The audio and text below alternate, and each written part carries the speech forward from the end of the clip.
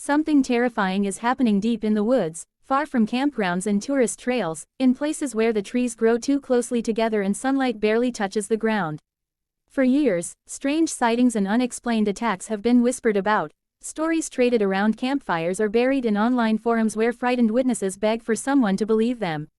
But whenever these encounters surface, something even stranger happens.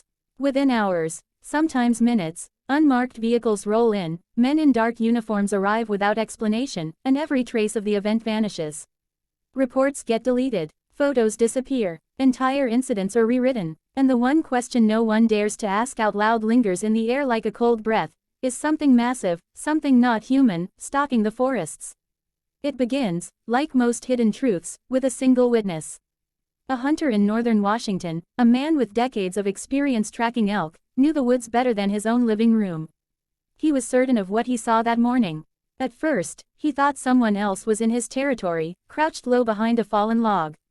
But then the figure rose, slowly, heavily, and towered at least 8 feet above the ground. Thick hair matted with mud, shoulders wide enough to block the light, and eyes, human-like yet far too intelligent, filled with something he could only describe as warning. He froze. The creature didn't attack, didn't roar, didn't charge. It simply studied him, then stepped back into the trees and vanished without a sound. Every instinct in his body said run, but he forced himself not to. When he reported the sighting later that day, 2 men in suits appeared at the ranger station before he even finished writing the statement.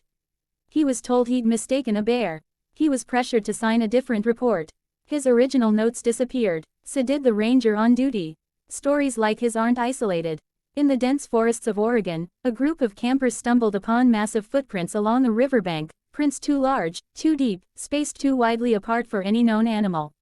They followed them for nearly a mile, joking at first, until they reached a clearing where all sound seemed to die. Birds stopped, the wind vanished, and from the shadows came a low, rumbling sound, not a growl, but something deeper, older, like the earth itself was warning them. They fled, recording what they could on their phones. But the moment their video began to gain attention online, it vanished. Their accounts were locked. Their friends reported visits from officials demanding to know what else had been seen or recorded. Then there are the disappearances. Pine Ridge Trail in Montana has become a place locals avoid. Hikers go missing in thick clusters, 3 in 1 month, 4 the next, yet the official reports always list them as lost due to environmental hazards. The problem is that some trails are clear. Some weather has been calm. And in several cases, when search teams ventured deep enough, they found signs that didn't match any natural predator. Trees ripped from the soil in strange patterns. Branches snapped 8 or 9 feet above the ground. Campsites abandoned in panic, but the gear left behind untouched, as if the people had been snatched before they had a chance to grab anything. Families aren't given details. Park officials shrug, but search and rescue volunteers tell a different story. They talk about areas they're told not to enter. They talk about radio interference that begins in certain valleys and doesn't stop until they leave.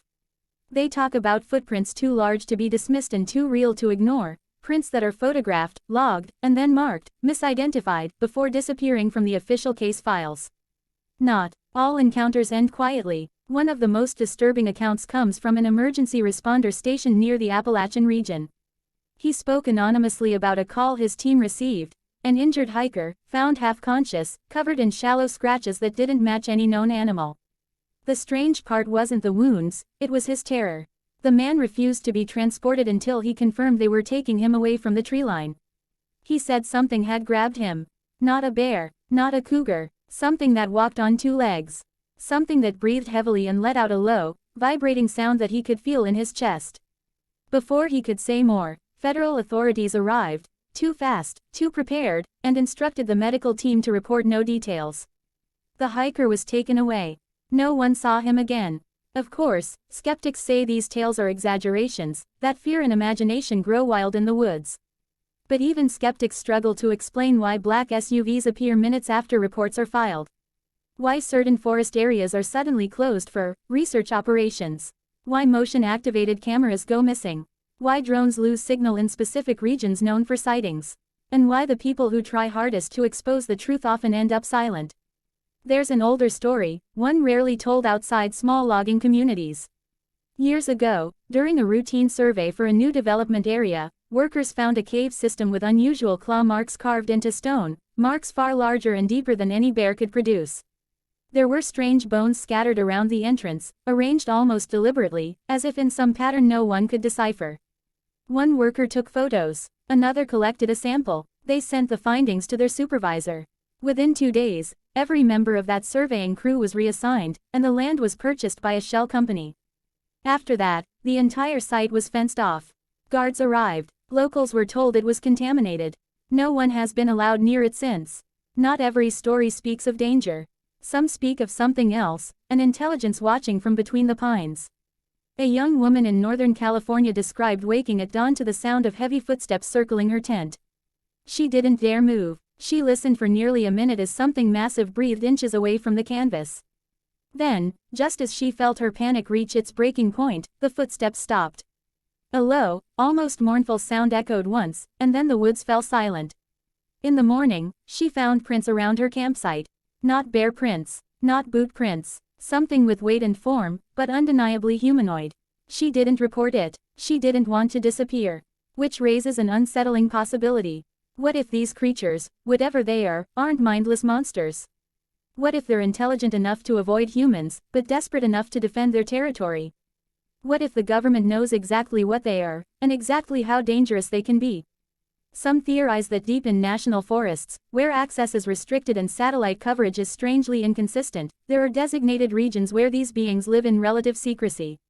Others believe there have been conflicts, violent encounters between these creatures and isolated humans that the authorities work tirelessly to conceal. But it's the overlap between sightings and government activity that fuels the darkest suspicions. Why are military helicopters seen flying low over certain forests after major sightings?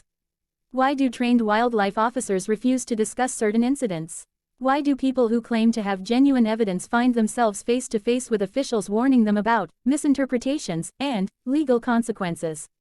And if the creature known as Bigfoot truly exists, powerful, ancient, intelligent, what does it want? Perhaps these beings are simply trying to survive in shrinking territories, pushed further into remote regions as humans continue carving into their habitat. Perhaps the sudden aggression in some encounters isn't predatory, but defensive. Or perhaps the most chilling theory of all is true, that we are trespassing on land they have claimed for centuries, and they are growing tired of hiding. Whatever the truth may be, one thing is certain, the deeper we look, the more the woods seem to look back. Witnesses speak of a presence, watching from between the trunks, listening, following. The forests grow too quiet. The air feels heavy, and those who have felt that presence say the same thing. It isn't human, but it understands far more than we assume. The question now is not whether something is out there. The real question is why those in power are working so hard to keep us from knowing. Did they fear panic? Or did they fear that the truth about what roams the woods would change everything we believe about the natural world? Maybe the forests are hiding something ancient. Something powerful. Something that does not want to be found. And if the growing number of terrified witnesses are to be believed, something out there is getting bolder. Something enormous moves through the trees after dark, leaving silence in its wake. Something that can watch without being seen. Something that has already crossed the boundaries between our world and theirs. So before you step into the woods alone, remember this: sometimes the reason no one talks about the strange things happening out there is because the people who try to speak don't get the chance to speak twice.